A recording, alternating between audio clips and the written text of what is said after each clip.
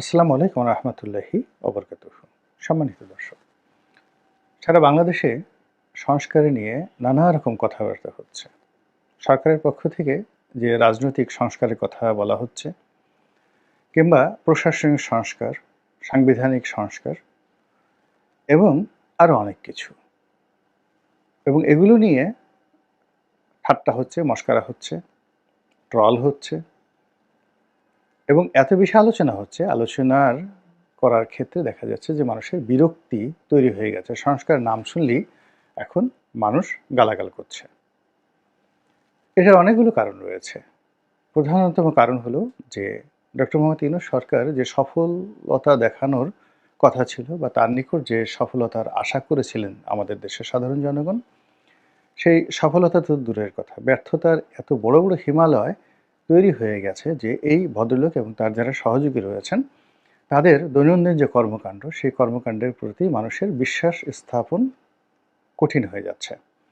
এখন যেখানে আপনার প্রতি আমার সাধারণ বিশ্বাস নেই, অর্থাৎ আপনার যে দৈনন্দিন কর্মকাণ্ড, আপনি যা কিছু করছেন সেখানে আপনার খাওয়া দাওয়া, গোসল, ঘুম, পায়খানা, প্রস্রাব থেকে শুরু করে অন্য যে সকল সামাজিক রাজনৈতিক কর্মকাণ্ড রয়েছে, দৈনন্দিন ডে টু ডে ওয়ার্ক, আমার যদি বিশ্বাস হয় যে এই লোকটি এই কাজগুলো ঠিকমতো করতে পারছে না, তার সমস্যা হচ্ছে, এই লোকের কোষ্ঠকাঠিন্য আছে, এই লোকের পেট খারাপ আছে, এই লোকের সর্দি আছে, তারপর এই লোক ভালো করে রান্না করতে পারে না, এই লোক ঠিকমতো খাবার দিতে পারে না, এই লোক ঠিকমতো অফিস যেতে পারে না, ঠিকমতো কলম দিয়ে সিগনেচার করতে পারে না, যা বলি তা শুনে না, আকাশের দিকে তাকিয়ে থাকে, আবার যা শুনে তা বোঝে না, যা বোঝে তা করে না, যা করে তা ঠিকমতো আউটপুট দিতে পারে না।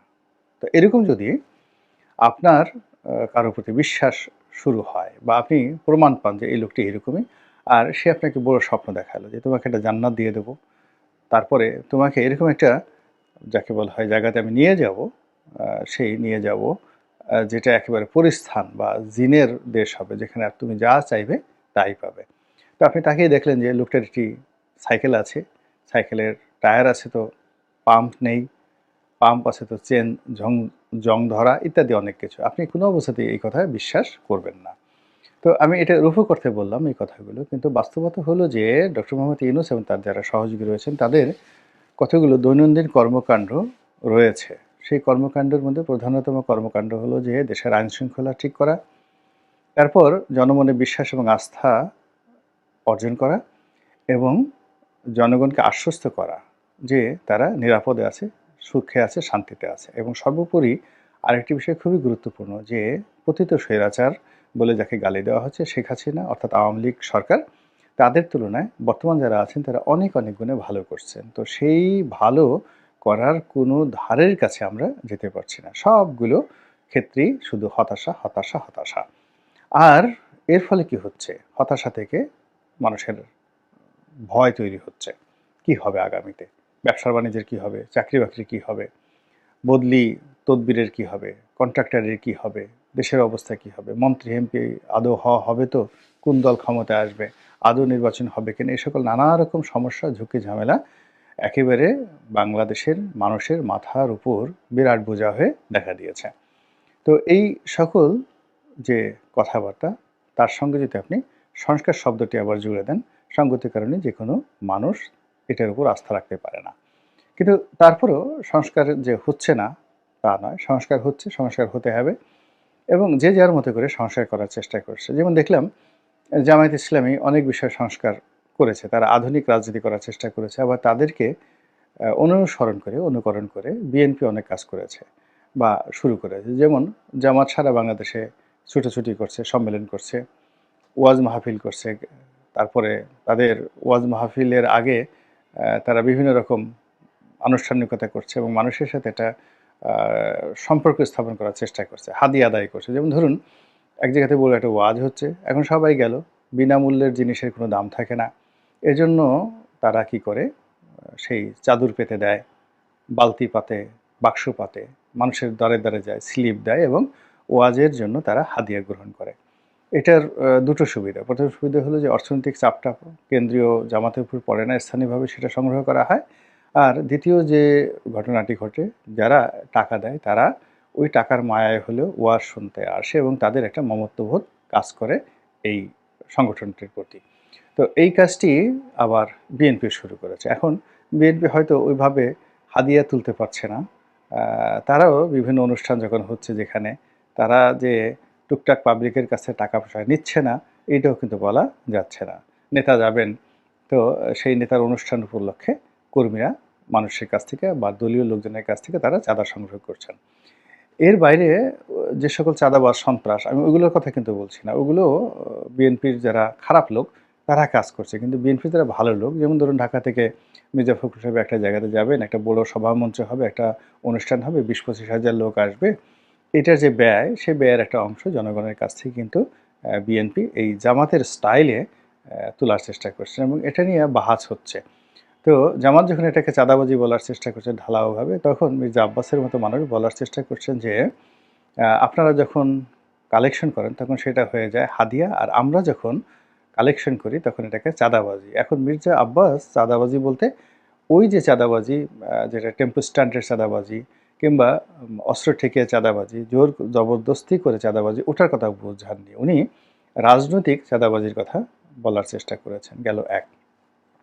২ নম্বর হলো যে রাজনৈতিক দলগুলো তাদের অভ্যন্তরীণ অবকাঠামো, যেমন শিবির একটা সম্মেলন করেছে, তারপরে সেই সম্মেলনে তাদের নতুন নেতা নির্বাচন করেছে, ছাত্রদলও করতে যাচ্ছে, বিএনপিও করতে যাচ্ছে। তো এই যে যা কিছু হচ্ছে বাংলাদেশে, রাজনৈতিক দলগুলোর মধ্যে ভিতরে সংস্কার এবং এই সংস্কার নিয়ে পরস্পরের সাথে প্রতিযোগিতা হচ্ছে। আওয়ামী লীগও কিন্তু এখানে বসে নেই।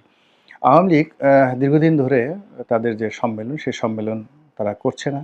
জনাব ওবায়দুল কাদের সাধারণ সম্পাদক, আর শেখ হাসিনা দেশের প্রধানমন্ত্রী, অ্যাট দ্য সেম টাইম তিনি দলের সভানেত্রী। তো এটি মানুষের কাছে সহনীয় হয়ে গেছে। আবার ওবায়দুল কাদেরের যে কথাবার্তা, তার আচার-আচরণ, চালচলন সবকিছু মানুষের মধ্যে বিরক্তির কারণ হয়ে গেছে। এজন্য আওয়ামী লীগের মধ্যে দীর্ঘদিন ধরেই একটা দাবি ছিল যে যেকোনো মূল্যে সাধারণ সম্পাদক যে পদ, এই পদটিতে পরিবর্তন আনা উচিত এবং সেই পদে সম্ভাব্য বাহাউদ্দিন নাসিম, জাহাঙ্গীর কবির নানক, এ সকল মানুষের নাম, এমনকি মির্জা আজম সাহেবের নামও কিন্তু শোনা গিয়েছিল। কিন্তু শেখ হাসিনা যে কোনো কারণেই হোক না কেন, এই পরিবর্তনটা তিনি করেননি বা এটা হয়নি। মধ্যে ওবায়দুল কাদের সাহেব যখন খুব অসুস্থ হয়ে পড়লেন, পিজি হাসপাতালে তিনি যখন ভর্তি হলেন, একবার তার মৃত্যুর গুজব এলো। তারপর তিনি সিঙ্গাপুরে দীর্ঘদিন চিকিৎসা নিলেন, সেখানেও রটে গেল যে তিনি আর নেই, তিনি ইন্নালিল্লাহ, একেবারে ইন্তেকাল করেছেন। তো পরে দেখা গেল যে তিনি শুধু ফিরেন নাই, ফেরার পরে তার অনেক শক্তি হয়েছে, কণ্ঠে লালিত্য বেড়েছে, চেহারা শুরুতে তার একটা যাকে বলা হয় যৌবন চলে এসেছে এবং তিনি সিঙ্গাপুর থেকে এসে সুস্থ হয়ে আরও বেশি শক্তিমত্তা নিয়ে আওয়ামী লীগকে সেভ করার চেষ্টা করলেন আর বিএনপি জামাতকে ঠাট্টা মশকরা করা শুরু করলেন। যাই হোক, এখন আওয়ামী লীগের এই দুঃসময় আওয়ামী লীগের পুনর্গঠন কিংবা আওয়ামী লীগের সংস্কার নিয়ে ব্যাপক আলাপ আলোচনা হচ্ছে।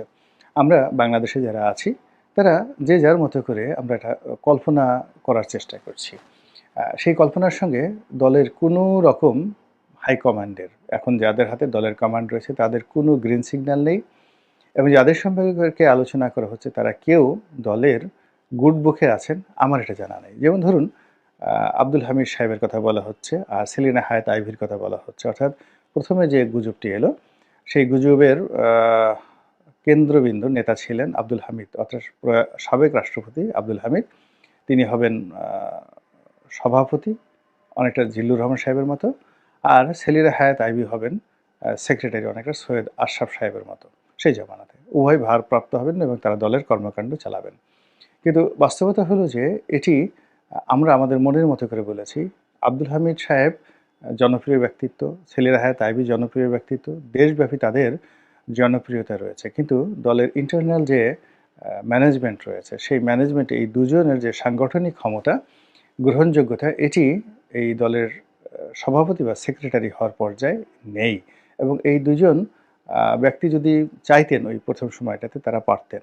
এর কারণ হলো অনেক দুঃসময়ের মধ্যেও এই মানুষগুলো কিন্তু আওয়ামী লীগের পক্ষে কথা বলেছেন এবং তারা এখনও পর্যন্ত বাংলাদেশে সগৌরবে রয়েছেন। কিন্তু আওয়ামী লীগের কেন্দ্রীয় কমান্ড চায়নি তাদেরকে ব্যবহার করার জন্য। অথচ আওয়ামী লীগ যখন ভীষণ রকম অবস্থার মধ্যে পড়েছিলেন ৬০-এর দশকে, তখন আমিনা রহমান একজন ভদ্রমহিলা এসেছিলেন এগিয়ে, আওয়ামী লীগ যখন ৭৫-এর পরে খুব খারাপ অবস্থায় পড়েছিলেন, তখন মিজানুর রহমান চৌধুরী যদি না হতেন, সেই জাতীয় পার্টির প্রধানমন্ত্রী হয়েছিলেন, তিনি বেসিক্যালি আওয়ামী লীগের বাই প্রোডাক্ট। তিনি না হলে আওয়ামী লীগের অস্তিত্ব থাকতো না। তার সঙ্গে জহুরা তাজউদ্দিন যদি না থাকতেন, তার সঙ্গে আব্দুল মালিক উকিল যদি না থাকতেন, সবাই মিলে এই আওয়ামী লীগকে কিন্তু রিভাইভ করিয়েছে। আর যারা পালানোর তারা কিন্তু ঠিকই পালিয়ে গেছে। তো এখন বাংলাদেশে যারা আছে তাদের মধ্যে এই প্রথম যাদেরকে নিয়ে গুজব হয়েছে, সেই গুজবের যারা লোকজন রয়েছে তাদেরকে নিয়ে কথাবার্তা হয়েছে, কিন্তু দলীয় সেন্ট্রাল কমান্ড তাদের সাথে যোগাযোগ করেছেন বা তারা শেখ হাসিনার সঙ্গে যোগাযোগ করেছেন এরকম কোনো তথ্য আমরা কেউ জানি না বা এটা হয়নি। দ্বিতীয় যে বক্তব্য এসেছে জনাব সাবের হোসেন চৌধুরীকে নিয়ে, সাবের হোসেন চৌধুরীকে নিয়ে আলোচনা হয়েছে। তিনি যোগ্য ব্যক্তি, গ্রহণযোগ্য ব্যক্তি। তার পলিটিক্যাল আইডেন্টিটি সম্পর্কে নতুন করে কোনো কিছু বলার দরকার নেই, কিন্তু বাস্তবতা হলো তার সঙ্গে শেখ রেহানার একটা ব্যক্তিগত ভালো সম্পর্ক রয়েছে, কিন্তু শেখ হাসিনার সঙ্গে তার সম্পর্কটা এখন দাকুমড়ায় পরিণত হয়েছে 1/11-এর সময়। 1/11-এর সময় ভারতের ১ নম্বর পছন্দের ব্যক্তি ছিল সাবের হোসেন চৌধুরী, এবং তিনি ডিফ্যাক্টো প্রধানমন্ত্রী হিসেবে কাজ করে যাচ্ছিলেন। অর্থাৎ ১/১১ যদি সফল হতো এবং ভারতের মাস্টার প্ল্যান অনুযায়ী যদি প্রজেক্ট হতো, তাহলে সাবের হোসেন চৌধুরী শেখ হাসিনার জায়গায় থাকতেন। এটি শেখ হাসিনা জেনে গেছেন, এবং জনাব সাবের হোসেন চৌধুরীর সঙ্গে ভারতের যে বৈঠক কিংবা ডিজিএফআইয়ের যে বৈঠকগুলো, তার সকল ব্লু প্রিন্ট শেখ হাসিনাকে সরবরাহ করা হয়েছে। তো কাজেই তার সকল যোগ্যতা থাকা সত্ত্বেও সাবের হোসেন চৌধুরীকে শেখ হাসিনা কখনোই ফ্লোর দেননি। সবার শেষে তিনি একটা মন্ত্রিত্ব দিয়েছিলেন নামকা অবস্থা, এটা মূলত তার উপযুক্ত নয়। তো সেই সাবের হোসেন চৌধুরীকে দিয়েই কিন্তু আমাদের অনেক ভালো কিছু হতে পারত। যেমন ঢাকাকে ২ ভাগ করা হলো, এর কারণ হলো মির্জা আব্বাসের জনপ্রিয়তা, বিএনপির জনপ্রিয়তা ওই মুহূর্তে মোকাবেলা করার মতো শক্তি একমাত্র সাবের হোসেন চৌধুরীর ছিল।